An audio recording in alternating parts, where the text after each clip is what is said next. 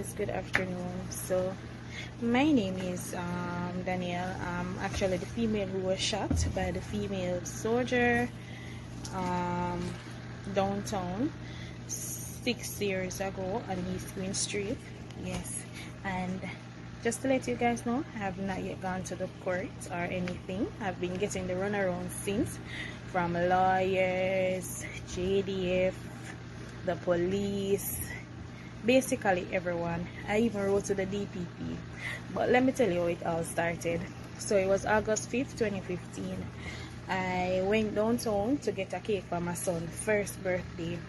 Well, I was actually going to Price Mart, but I had to meet my coach on East Green Street to take me to Price Mart. So while I was walking, just before, I think about 2 wholesales before the mothers, I heard a gunshot.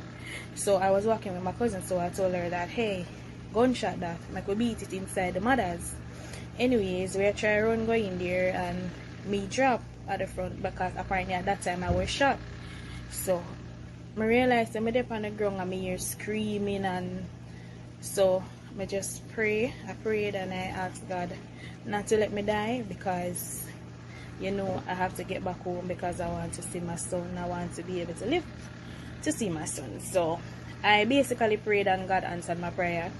And so when I heard my cousin screaming, I said, girl, why you cry? And she say, you get shot. So me say, me get shot? Alright then, cover it up.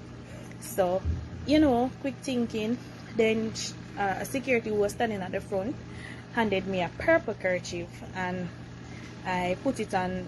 I was holding my ears because I thought the shot, I felt the blood running from my ears, so I thought that was where I really got the shot. But anyways, let me show you guys.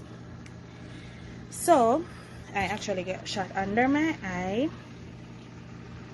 and then it exit through my ears. So the ear, I must congratulate the doctor at the hospital who stitched my ears. It's not really visible, but it was torn in two. All my facial bone was completely broken. Like I had to do therapy to get my mouth to open again. If you realize one of my eyes is smaller than one, that's the effect of the bullet, caused it to swinge and so forth. And yes guys, I feel pain in it up until now.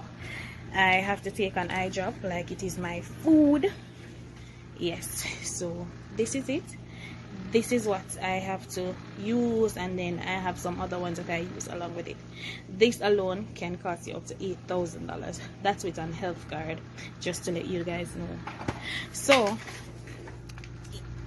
sorry about that. So I actually cannot see well nor hear well on one side, but I have my glasses and stuff, so you know that goes. Anyways, so back to the story. So in 2015, when I spent 2 days at KPH.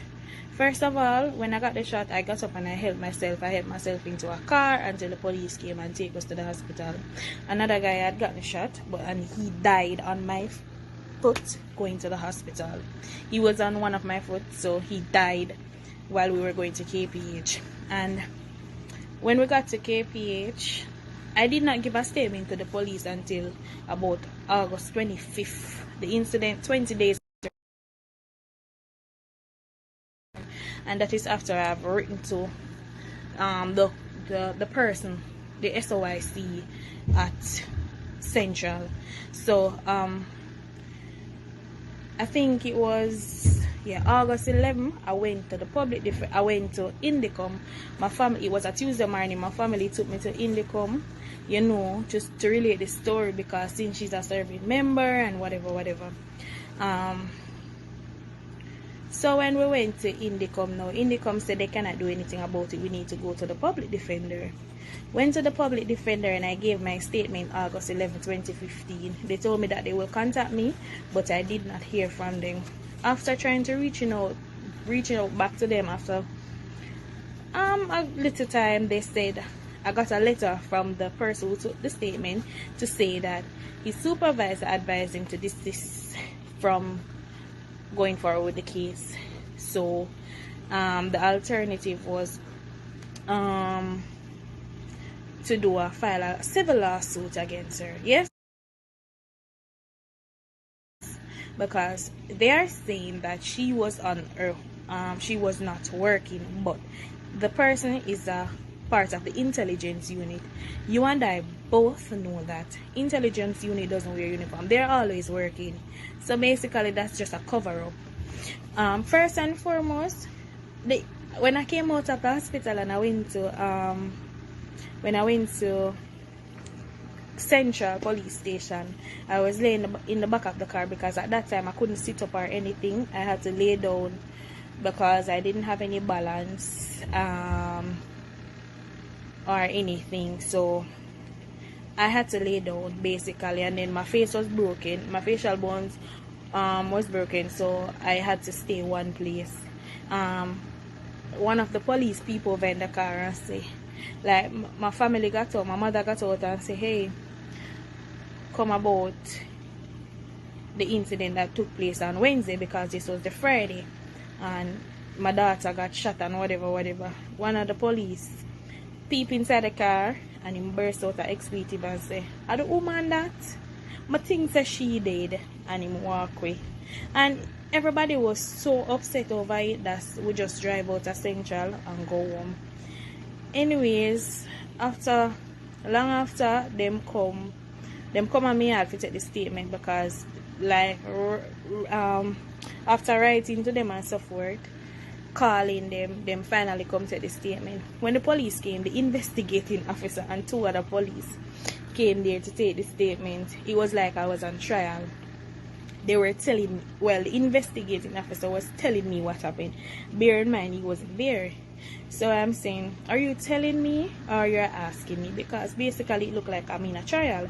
At that time, I had gotten a lawyer to come to be in the presence while I was giving my statement, because to be honest, I never got unconscious, so I never forgot no.